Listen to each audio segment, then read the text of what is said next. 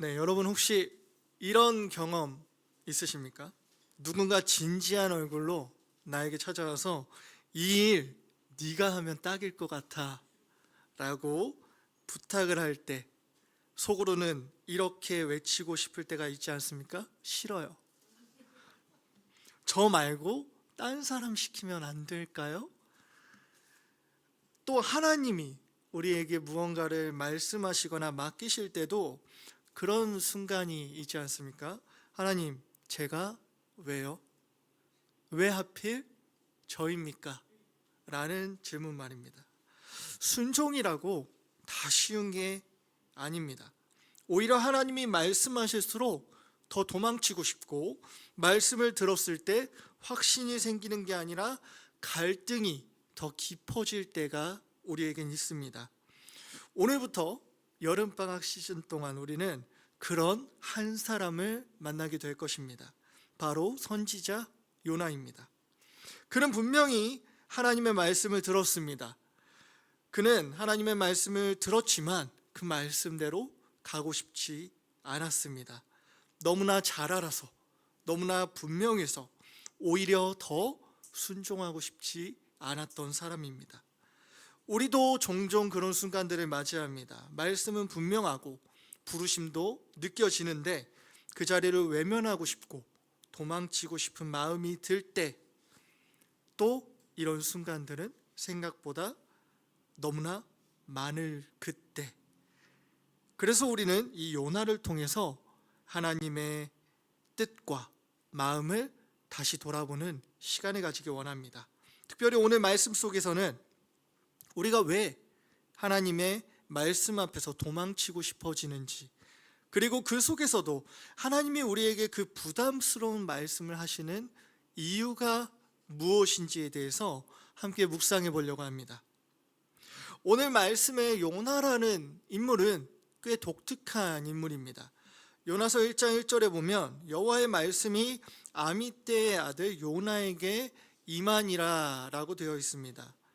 아미떼의 아들 요나라는 인물은 북이스라엘 여로보암 2세 때 활동하던 선지자입니다. 여로보암 2세 때 북이스라엘이 강성하던 시기였습니다. 사람들의 삶은 풍족했었고 풍족함이 있기 때문에 하나님을 찾지 않고 자신들의 힘으로 나라를 부강하게 만들고자 하는 시기였습니다. 정치적으로는 아람이라는 나라와 아시리아, 아수르라는 나라의 힘이 잠시 약해진 틈을 타서 북이스라엘의 힘이 더 커질 수 있는 좋은 시기를 만난 때였습니다. 열왕기하 14장 25절에 보면 이스라엘의 하나님 여호와께서 그의 종 가드헤벨 아미떼의 아들 선지자 요나를 통하여 하신 말씀과 같이 여로보암이 이스라엘 영토를 회복하되 하맛 어귀에서부터 아라바 바다까지 하였으니, 그런 상황 속에서 이 요나가 등장한 것입니다. 요나는 북이스라엘의 그런 정책들을 지지하면서 북이스라엘을 괴롭히던 아시리아의 위협 속에서 이스라엘의 국경의 확장을 예언했었고 실제로 그 예언은 이루어졌습니다. 요나는 자기의 나라가 강해지는 것이 하나님의 뜻이라고 믿고 축복했지만 그에게 하나님께서 전혀 다른 말씀을 주시는 것입니다. 2절을 한번 같이 읽어보겠습니다. 함께 읽겠습니다. 너는 일어나 저 큰 성읍 니느웨로 가서 그것을 향하여 외치라. 그 악독이 내 앞에 상달되었음이니라 하시니라. 저 큰 성읍 니느웨로 가서 외치라. 니느웨가 어떤 곳입니까? 아시리아의 수도입니다. 요나에게 있어서 니느웨는 철천지 원수입니다. 절대 섞일 수 없는 완전 극과 극을 달리는 관계에게 하나님의 이름으로 찾아가 회개의 손을 내밀으라는 것입니다. 요나는 이해할 수가 없었습니다. 분명히 하나님의 말씀대로 북이스라엘의 영토가 확장되었는데 이대로 저 아수르를 멸망시키면 될 텐데 갑자기 느느웨로 가서 회개를 외치라고 말씀하신다니 이해할 수가 없는 것입니다. 우리의 삶 속에서 하나님의 말씀이 나를 혼란스럽게 하는 때가 가끔씩 있습니다. 꼭 그 순간을 돌이켜보면 요나와 같은 상황인 게 참 많습니다.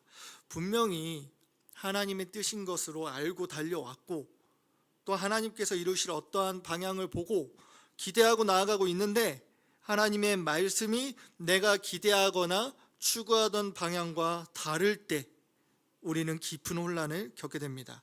내가 일구던 사업, 섬기고 있던 사역, 꿈, 관계, 모든 영역 속에서 우리가 예상하던 것과 또는 바라던 것과는 다른 하나님의 말씀을 만날 때 우리는 요나처럼 될 수밖에 없습니다. 요나가 이런 혼란스러움을 만날 수밖에 없는 것은 하나님의 이 말씀 때문입니다. 그 악독이 내 앞에 상달되었음이니라.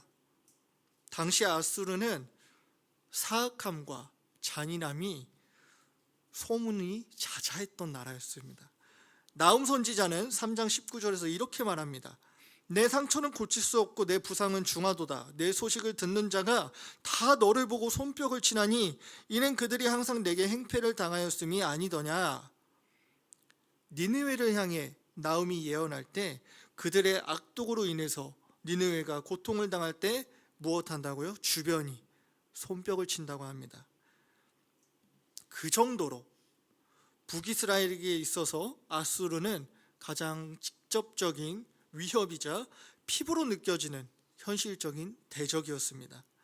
그런 것을 하나님이 아시는데 그럼 하나님께서 벌을 내리셔야 맞는 거 아닙니까? 그게 합리적인 것 아닙니까?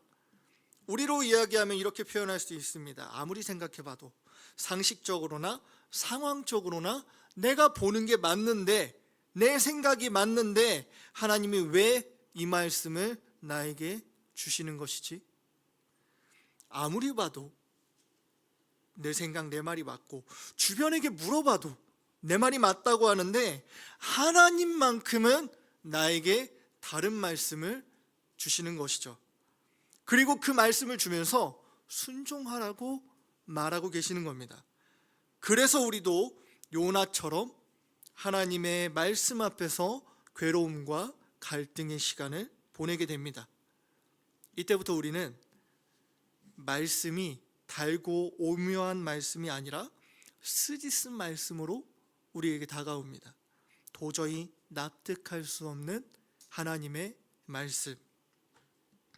차라리 다른 사람에게 하신 말씀을 내가 우연히 들은 것이길 바랄 만큼 그 말씀은 나에게 납득이 되지 않고 부담스럽게 느껴질 때가 있다는 것입니다. 요나는 이런 상황 속에서 어떻게 하고 있습니까?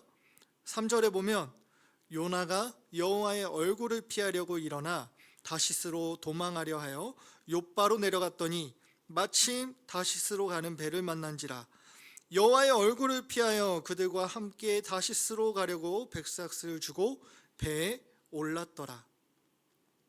2절에서 하나님은 요나에게 일어나 가라 라고 명령하셨습니다. 이는 즉각적인 순종을 요구하실 때 하나님께서 자주 사용하시는 표현입니다.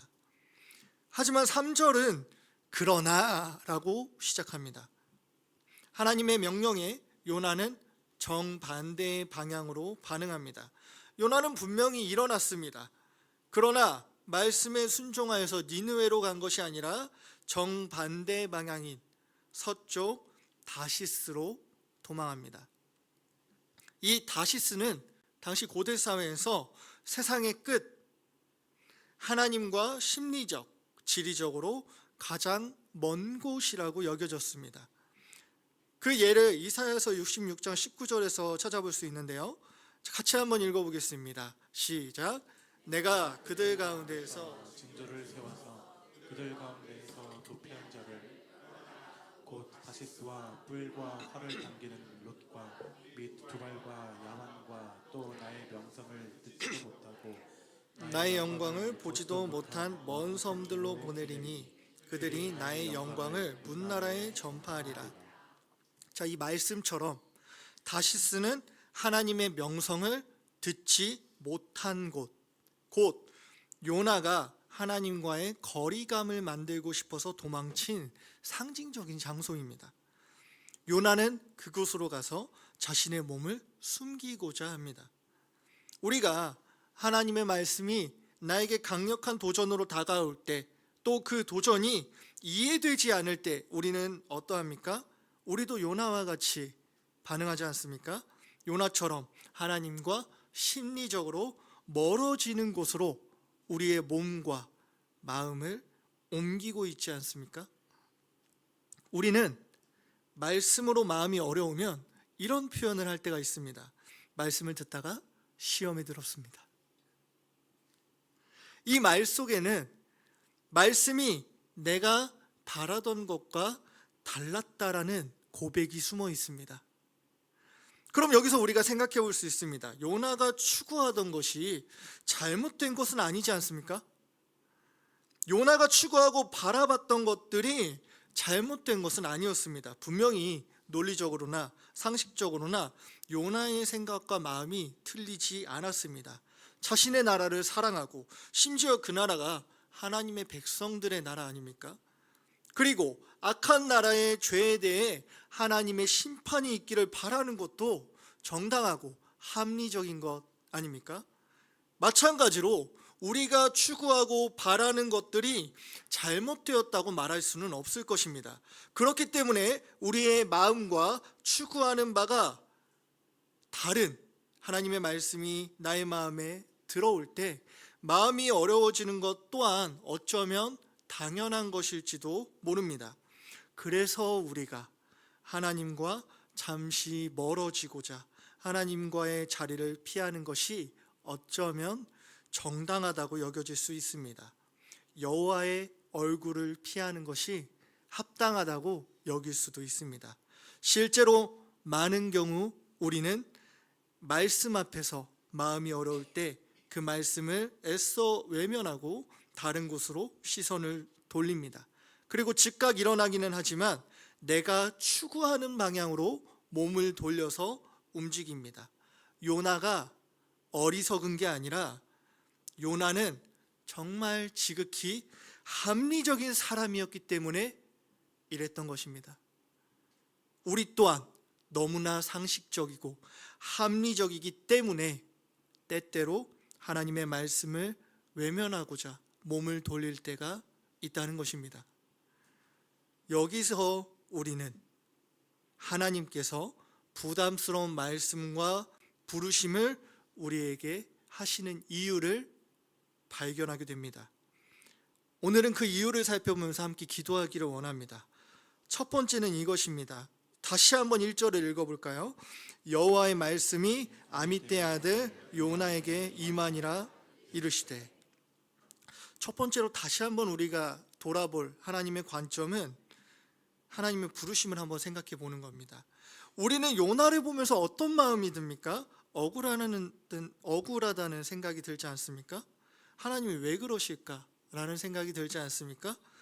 우리는 이 안 맞는 부르심에 대해서 다시 한번 생각해 봐야 됩니다.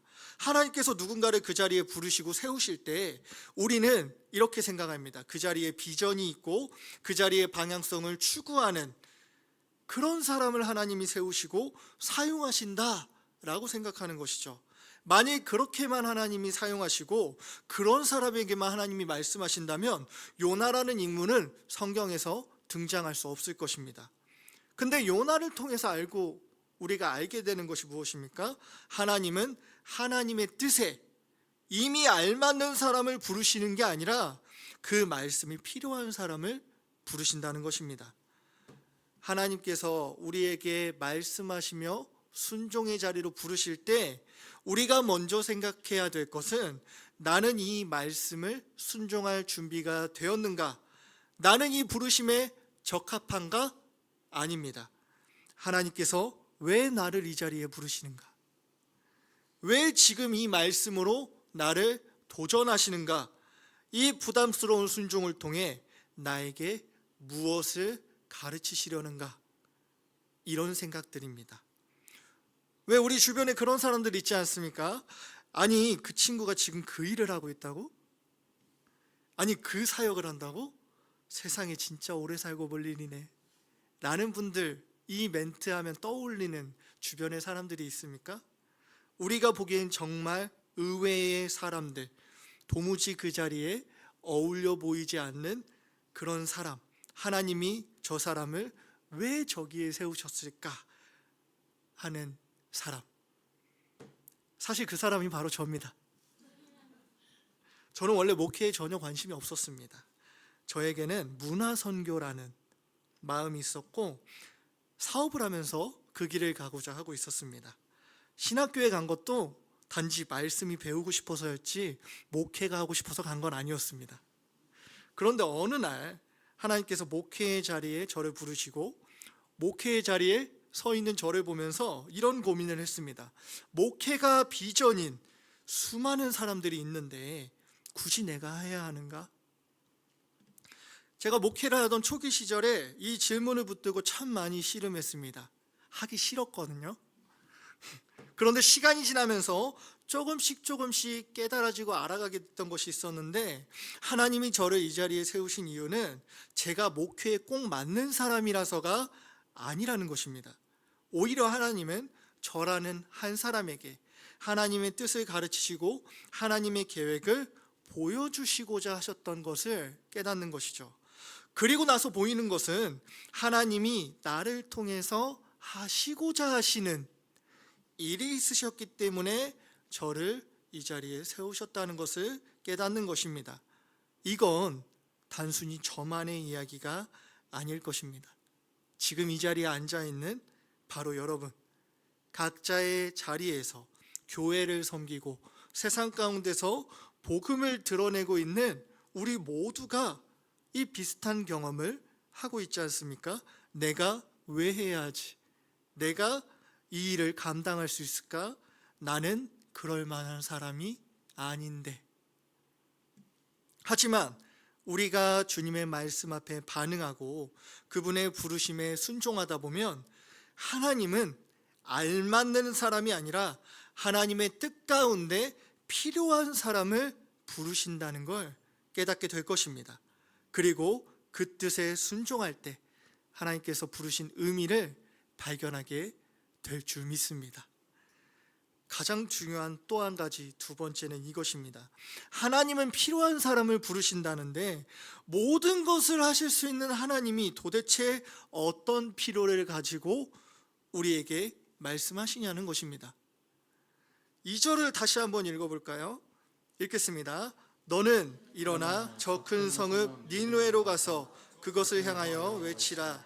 그 악독이 상달되었음이니라 하신다. 자, 그것은 바로 우리에게 하나님의 마음을 알게 하고자 하시는 그 하나님의 필요에 의해서 우리를 부르시고 세우시고 말씀하신다는 것입니다. 요나는 자신의 나라의 번영, 자신의 선지자로서의 위치 등 나라는 세상의 중심으로 모든 것을 바라보고 있었습니다. 나라는 기준 속에서 볼 때 그 악독은 분명히 없애버려야 할 죄악입니다. 그런 요나가 보지 못한 것이 있습니다. 그것이 무엇입니까? 바로 3절입니다. 요나가 여호와의 얼굴을 피하려고 일어나 다시스로 도망하여 마침 다시스로 가는 배를 만난지라. 여호와의 얼굴을 피하려. 무슨 말이죠? 자신 또한 그들과 똑같이 하나님의 말씀에 불순종하는 악독한 자라는 사실을 보지 못했습니다. 하나님의 외치라는 말을 통해서 우리는 하나님의 마음을 보게 됩니다. 하나님이 바라보시는 그들의 악독과 요나가 이해한 그들의 악독이 다르다는 것을 보게 되는 것이죠. 하나님께서 우리에게 마음이 어려운 그 말씀을 하시고 그 말씀에 순종하기를 요구하시는 것은 딱 한 가지의 필요가 하나님께 있으시기 때문입니다. 그 필요는 나 자신의 세상 안에서만 모든 것을 바라보고 있던 우리들에게 하나님의 마음을 가르쳐 주시고자 하는 그 필요 때문인 것입니다. 바라기는 요나와 같은 우리의 세상을 깨부수고 하나님의 말씀을 순종함으로 하나님의 마음을 깨닫고 발견하는 우리가 되길 예수님의 이름으로 축복합니다. 사랑하는 성도님들, 말씀을 정리하려고 합니다. 우리는 모두 요나와 같이 지극히 상식적이고 지극히 합리적인 사람들입니다. 요나는 신약의 도마와 같이 어쩌면 가장 하나님 앞에 솔직한 인간미를 가진 사람 중에 한 사람일 것입니다. 그렇기 때문에 우리는 하나님의 말씀이 나의 생각과 다를 때 나의 마음이 어려워지고 애써 외면하기도 합니다. 하지만 이것을 기억하기 원합니다. 하나님의 부르심은 우리가 그 부르심에 알맞는 사람이기 때문이 아니라 내가 추구하는 방향이 하나님의 방향과 맞기 때문이 아니라 하나님의 부르심은 하나님의 필요가 있기 때문에 우리를 지금 부르시고 말씀하고 계시다는 것. 그리고 그 필요는 우리의 세상 안에 갇혀서 하나님의 마음을 미처 보지 못하는 우리에게 하나님의 마음을 가르쳐 주시고자 하시는 그 하나님의 귀한 필요가 있으시기 때문에 오늘도 하나님은 우리에게 불편한 말씀들을 하고 계시다는 것을 잊지 않기 원합니다. 그 불편한 말씀 가운데 하나님의 마음을 알고자 기도하고 부르짖는 오늘의 저와 여러분이 되길 예수님의 이름으로 축복합니다. 오늘 이 시간 다시 한번 찬양하며 주님 앞에 나아가기 원합니다. 그럼에도 불구하고 우리가 때로는 합리적이고 상식적이어서 하나님의 말씀에 마음이 어렵고 주님 앞에 나아가지 못하는 그때에도 하나님은 여전히 우리에게 부르시고 말씀하십니다. 우리 이 시간 이 찬양을 부르며 주님 앞에 나아가겠습니다.